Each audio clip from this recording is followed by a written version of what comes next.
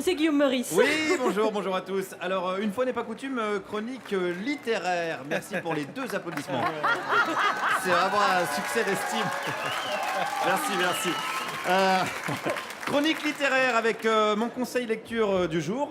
Coup de pouce à un jeune auteur qui a pour muse une certaine Bribri. Il s'appelle Emmanuel Macron et son livre s'appelle Révolution. Sorti le 24 novembre dernier, le lendemain mourait Fidel Castro. Coïncidence? Je ne sais pas. En tout cas, un livre fort, un livre sans concession. Le parcours et les ambitions d'un enfant terrible, un mec à qui la vie n'a pas fait de cadeau, hein, clairement, enfin, sauf une cuillère en argent dans la bouche à la naissance, mais à part ça, vraiment aucun cadeau. Le style est très novateur, je dirais à mi-chemin entre Oui, oui, fait de la politique et le catalogue du chasseur français, rubrique Comment attirer des pigeons. J'ai voulu savoir ce qu'en pensaient les professionnels du livre. Je me suis rendu directement ce matin au stand Rebelle Édition, qui existe vraiment, hein, là vraiment on est dans le thème.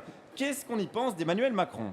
Je ne savais même pas qu'il avait écrit. En fait, je suis un petit peu en marge de la France en ce moment. En marche? En marge. Ah, en marche. En marche. Ah oui, parce qu'Emmanuel Macron, il est en marche. Elle marche à côté Oui, de oui, il a de la chance. Ah, il a de la chance, et nous avec de pouvoir compter sur un vrai libérateur du peuple. En marche, voilà, avec Jean-Yves Le Drian, Pierre Berger, Alain Minc. Donc en marche Pierre avec Berger un déambulateur dans une quand petite même. Oui, Pierre Berger est dans une petite voiture. dans une petite voiture, si vous voulez. Parce qu'il est- J'avais déambulateur comme van, mais Pourquoi? peut-être la vôtre est il est mieux. malade. Pourquoi en petite voiture? Parce qu'il peut plus marcher. Vous Donc, toucherez les droits d'auteur. Vous balancez Star Bengelo. Mais non, mais on l'a vu dans l'émission C'est Stupéfiant là. Il était... Ah oui, c'est vrai. Oui, c'est vrai qu'il n'y a que des forces vives chez Macron. Ben, on le salue en tout cas, hein, si, voilà, s'il nous Non, mais entend avec son c'est un type sonotone. très généreux Bonjour. et formidable. Bah oui, Oui, on le salue, on certainement, l'embrasse. Certainement. On l'embrasse, faut parler fort parce qu'il n'entend plus très bien. Alors, chez Rebelle Édition d'ailleurs, on a une dernière nouveauté littéraire, une histoire qui concerne quoi? Qui concerne un homme qui travaille trop, qui travaille tellement, qui finit par oublier sa famille, ses amis, sa maison, qui ne vit que dans son bureau. Non mais ça c'est exactement le programme d'Emmanuel Macron du coup. Ah ben voilà. Est-ce qu'il est mal payé dans son boulot? Disons qu'on a soit une vie de famille, soit une vie professionnelle. On ne peut pas avoir les deux. C'est exactement le programme de Manu, hein, puisqu'on le sait, pour Manu, bosser jusqu'à 23h30 au McDo pour payer ses études, c'est ce qu'il appelle le grand soir, voire le très très grand soir. Alors là, on était vraiment dans le cadre voilà, de la révolution, de la rébellion. D'ailleurs, pourquoi la maison d'édition s'appelle Rebelle? Il doit certainement y avoir une idée forte d'émancipation et de résistance. Alors, Rebelle, ça vient du chien de l'éditrice qui a perdu son chien et qui a mis le nom de sa maison d'édition en souvenir. Bon, ouais, là on est plus proche de Rintintin que de Louise Michel quand même. Mais bon, on peut pas taper juste à tous les coups. Alors, pour rentrer vraiment, je dirais, dans l'objet littéraire, je vais vous lire un petit extrait.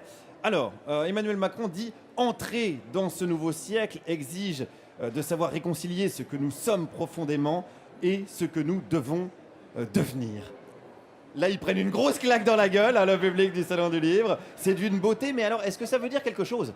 C'est la question vraiment qui se pose. Alors, je suis allé demander à la maison d'édition Le Temps des Cerises. Eux, ils s'y connaissent en lutte révolutionnaire. Qu'est-ce que ça veut dire?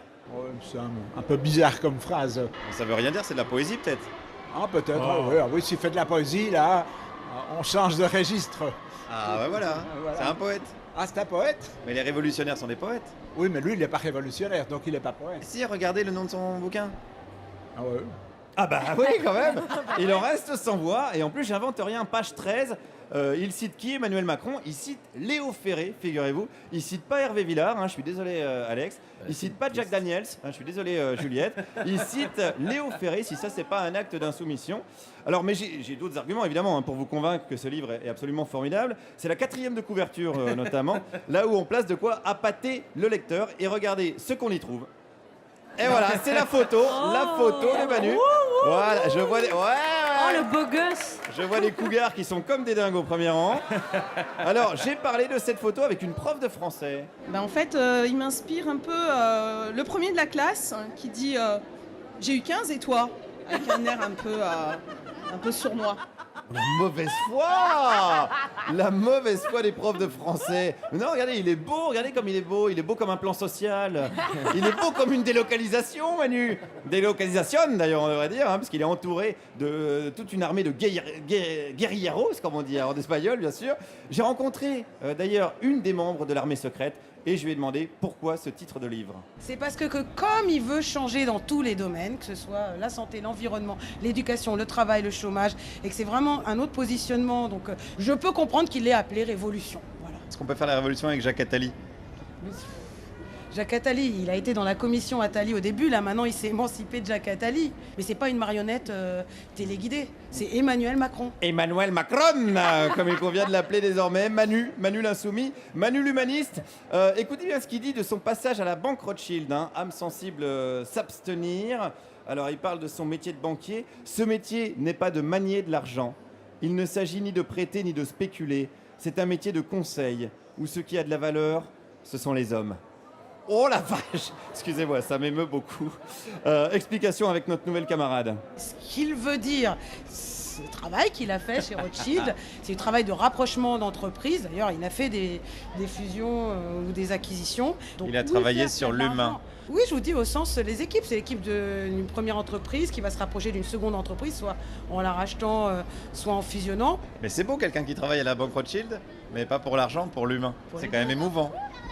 Arrêtez. Oui, on va s'arrêter là. On va s'arrêter là parce que ça m'émeut beaucoup trop cette histoire. Alors je vous laisse en vous rappelant qu'en physique, tout de même une révolution, c'est le fait de tourner en rond en revenant à peu près au même endroit, un petit peu comme faire croire à du neuf avec des vieilles idées finalement. Guillaume Meurice, merci.